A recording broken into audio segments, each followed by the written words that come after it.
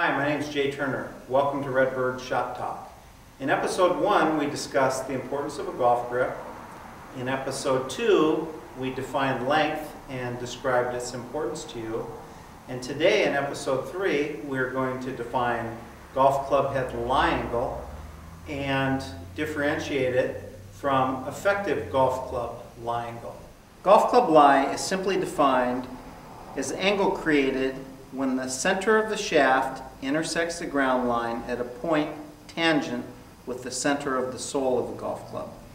So when the sole is parallel to the ground, this angle here is what is defined as golf club head lie angle. The lie angle of the golf club head combined with the overall length of the golf club comprise what we call effective golf club lie angle. When you have the correct effective golf club lie angle, meaning the right length as well as the right golf club lie angle, and the sole of the golf club is parallel to the ground, and the face is square or perpendicular to your target line, you will have ball flight on target. If your effective golf club lie angle is not correct, let's say it is too flat, meaning the toe would be down, you will see that the club face now begins to point to the right. So you'd have a shot that would be pushed in the case of a right-hander. Conversely, when the golf club is effectively too upright, either the lie angle is too upright or the length is too long or a combination of both, the heel tends to be down, the toes up, and the ball will be pulled. Incorrect effective lie angles show up more readily in the case of a higher lofted golf club.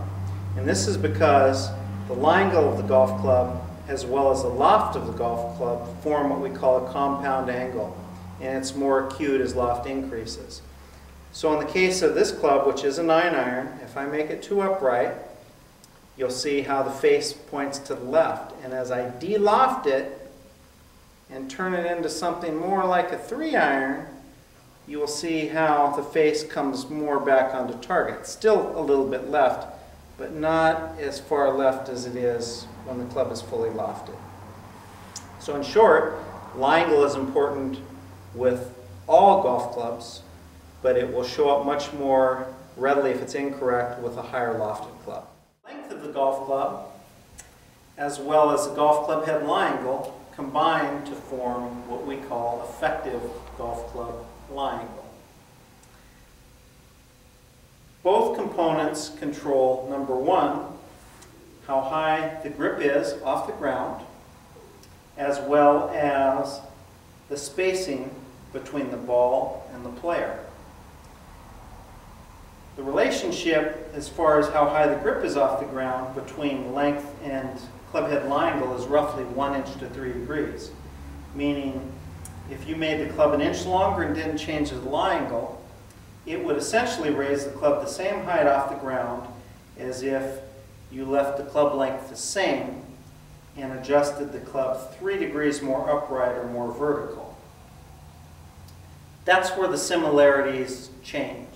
The second component that length and lie angle affect are spacing away from the golf ball. And this is where the big difference occurs. When you add an inch of golf club length, essentially the player is moved about a half an inch away further from the ball. The opposite's true when you make the club more upright. If you make the club 3 degrees more upright, it actually pulls the player about 1.5 inches closer to the golf ball. And that's a relationship that you probably want to be very careful with. You want to maintain correct ball spacing, and we feel a taller player should be a little further away from the golf ball, shorter player a little closer. And that's why we feel you fit the length first, and then you use lie angle to fine-tune the fit. If you've determined that your effective golf club lie angle is not correct, given the relationship between length and golf club head lie angle, we suggest you blend the two. So if you need something that's, let's say, effectively 2 degrees more upright, we suggest you add a half an inch and maybe bend the club 3/4 of a degree more upright rather than doing everything with lie angle. The reason for that is we feel it's very important you preserve ball spacing. Taller person a little further away, shorter person a little closer.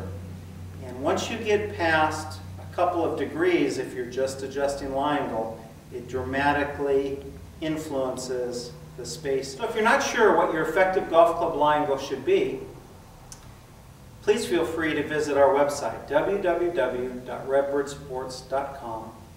Click on Custom Fitting and go to our A3X web application. Submit the information, and we will provide you free of charge a recommendation for the length of a 6-iron as well as the appropriate lie angle for your physical dimension. Thank you for joining us for episode 3 of RedBird Shop Talk. Hopefully you found our discussion of effective golf club lie angle beneficial. Please join us next week when we discuss golf club shaft flex. Until then, if you enjoy golf as much as we do, you might just be a RedBird.